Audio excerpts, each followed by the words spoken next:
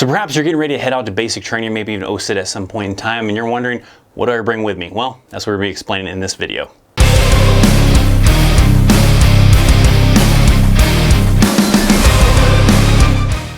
What's up, my friends? Welcome to an all new video. In this one, we're talking about the packing list, or the things you're supposed to bring to basic training, possibly even OSUT, just to kind of give you an idea of what the requirements are to bring with you to basic training. A few things to kind of note though as well. Don't use this video as like, well, I'm gonna follow this video to decide what to pack for basic training or OSUT, because no, there's gonna be a set packing list. I'm just trying to give you a general idea of some of the items you're gonna be bringing with you. I don't want you showing up to basic training or OSUT and the drill sergeant yelling at you and asking, you know, where the hell's this, where the hell's that, and you're like, well, ChristopherChaos in a video said that I only have to bring these items. For one, he's probably gonna be like, who the f is ChristopherChaos, Private? And two, he's probably not gonna care. So just keep this in mind, general idea of some of the things you might bring to basic training. Some of them you may, some of them you may not bring, and just go off of whatever the recruiter probably tells you, or if the official website for the basic training location you're going to, Benning, Leonardwood, or whatever, has a packing list online, then go off of that. But this is just to give you a general idea of some of the things you might be bringing with you. Now stick with the video, because I'm also going to be telling you about some things to not bring with you, so make sure you pay attention. So let's start off with just some of the like admin type of stuff that you have to bring. Some of those admin things are going to be some kind of photo ID, either a driver's license or something along those lines, something that's got your photo on it, a certified, a verified photo ID. You're going to need that to bring with you. They also usually want you to bring your social security card, an original one, not just like a copy of one. They're going to have you bring a social security card, and along with that, some kind of verified proof of a GED or high school diploma, which technically you shouldn't be even getting into the Army at that point anyways if you don't have that. But this is just one of the things I happen to see on the website, that they want you to still bring a verified GED or diploma kind of copy. If you are married, make sure you bring a certified copy of your marriage license. They do say that you have to bring an ATM card or a debit card for a SurePay account. Also a tricky thing, if you have any kind of medication you're supposed to be taking that didn't like bar you from being able to join the Army in the first place, make sure you bring some kind of official letter from a doctor saying that yes, you need to take this medication. That way they don't try to confiscate that. And then you're also going to have a bunch of military documents that you're going to get at MEPS, because you're going to go to MEPS before you go to basic training, and they're going to be giving you a bunch of like copies of orders and other documents inside of probably a folder. You got to hang on to that stuff, so you'll have that as well.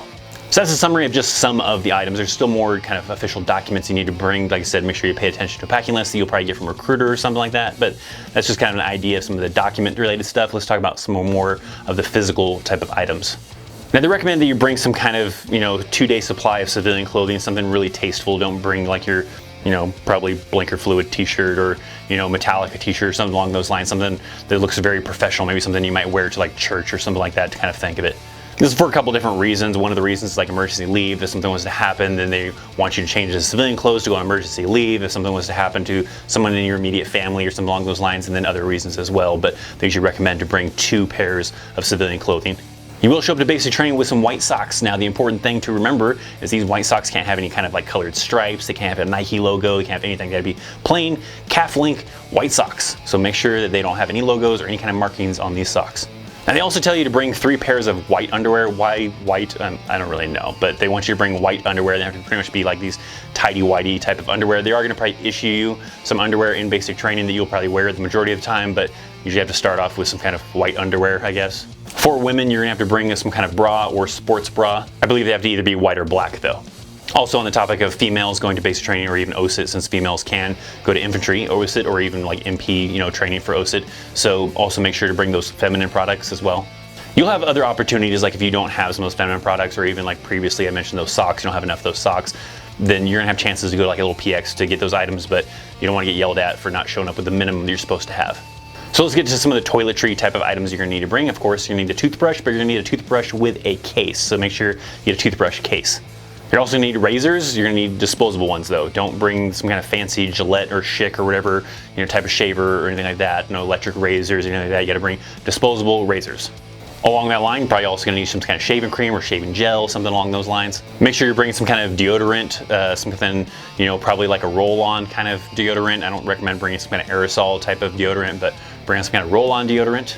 And then you're also gonna need some soap and a soap case to keep the soap inside of. You can bring extra soap if you want, but you'll also have opportunities to go to the PX to restock on these items once you start running out of them. Now, as far as what all this stuff is going to be packed inside, if you just bring like a duffel bag, don't bring anything too huge, no giant suitcase, nothing like that, but maybe a little duffel bag, maybe like something you would take to the gym or something along those lines usually is what most commonly people will bring. And you have all the items into there. Anything that is not a part of the packing list or maybe considered contraband or anything like that is probably going to go back into that civilian bag and then probably get stored in a closet somewhere, so then you get it back at the end of basic training. Also, a very important thing you need to bring is a lock, a combination lock or a lock with 2 keys. And the reason why you have to have 2 keys is that way you're going to keep one and it probably goes around your dog tag chain, and you have to give the extra key over to the drill sergeant. That way if you lose that key, then you're not locked out of your wall locker, and the drill sergeant can retrieve that extra key that you gave him and be able to give it to you to be able to open up your wall locker. Most people I usually see bring combination locks. The problem with that is sometimes you have to hurry up and open stuff in a hurry, maybe try to hurry up and get into your wall locker or get into your bag, whatever you have that combination lock on. And if you're not really fast to getting that combo open, then you might be getting yelled at by the drill sergeant to tell you to hurry up. So sometimes it's probably easier to do the lock with the key, but then you also have to kind of keep track of that key at the same time. So it's kind of a lose-lose situation probably there. Now, some things that they probably recommend that you bring are things like stamps. You're probably going to have a chance to write some letters, so bring a notepad and a pen as well. Maybe something you can write on so that you can write these letters, and then some envelopes and stamps, and maybe a little book with all their addresses in of people you want to write letters to. But you can bring those kind of items, not required, but they usually encourage that to try to keep morale up, and hopefully you have someone to send some letters to. You can bring cash with you if you wish. I usually recommend somewhere between $20 and $50. They don't recommend you bringing like hundreds of dollars to basic training because you don't need that for one, but maybe somewhere around $20 to $50. You're not like going to have opportunities to go out to the club or go to the PX to buy snacks or drinks or anything like that. So you're not going to have really much of anything to spend this with cash or anything. So it's probably just little things here and there. You might get opportunities to utilize that cash if you don't want to use your ATM or debit card for getting maybe restocking on toiletries or personal hygiene stuff or something like that. So that's maybe a good idea of some of the common things you'll probably be bringing with you to basic training, kind of give you an idea of what you'll be bringing. But like I said, make sure you reference some kind of packing list that you probably get from a recruiter or from MEPS or something along those lines. But now let's talk about some items that they tell you not to bring.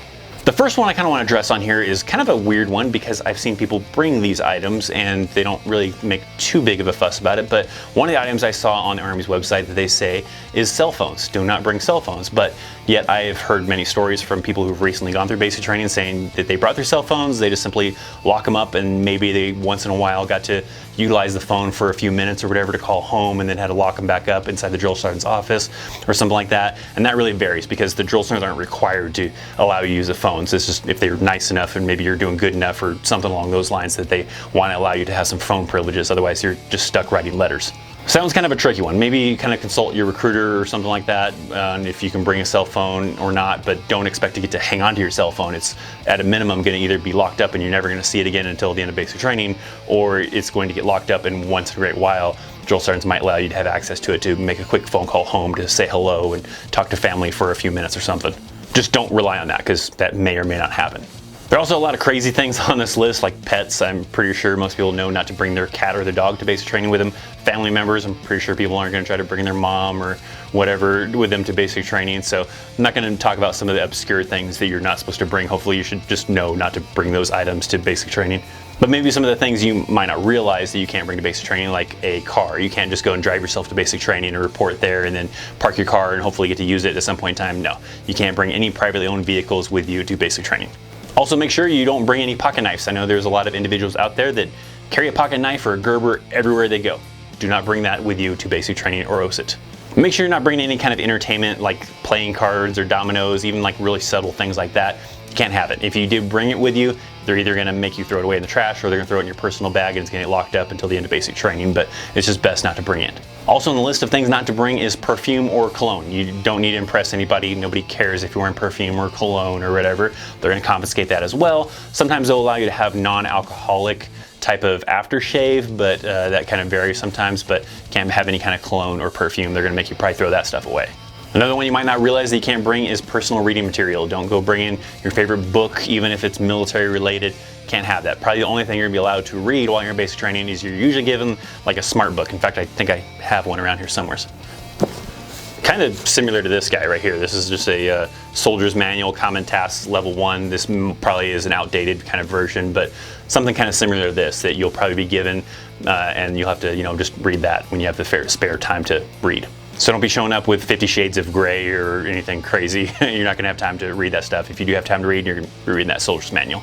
Also, make sure you don't bring any jewelry. Don't be showing up with some kind of crazy watch or earrings or necklace or anything like that. Leave all that stuff at home. You're not gonna need it while you're in basic training. You can't wear it while you're in basic training. Sometimes they do allow you to have digital watches, but they're really strict on the kind of standards of that. And most people just wait until they get to basic training and then buy one of the ones from the little shop that they're like approved watches. They're usually really cheap, just digital watches that if they get jacked up during training, not a big deal. You're maybe out a few bucks or something. And then one last thing that I'll kind of mention, do not bring with you to basic training is tobacco products. You're not gonna be allowed to smoke, you're not gonna be allowed to dip, so do not bring any of those items with you, otherwise they are gonna make you throw that stuff in the trash can. They're not gonna let you put that probably in your personal bag to, you know, have a nice smoke when you're done with basic training or anything like that. No, they're probably gonna make you toss that stuff in the trash. Now, for any of my veteran viewers out there, or even active duty currently in the Army viewers, let me know in the comment section what kind of crazy things did you see people bring with them to basic training that maybe they weren't supposed to bring with them. Maybe it was you yourself, or maybe it was just your battle buddy or somebody else that you saw bringing some kind of crazy items that they had to throw away or put in a personal bag, or maybe they snuck it into basic training. For me, I remember the dude next to me, he had a cell phone and he kept that thing hidden away inside of his wall locker, and he would sometimes hide inside of his wall locker and make phone calls late at night back to his wife, and he never got caught, so he was able to hang on to the cell phone the whole time.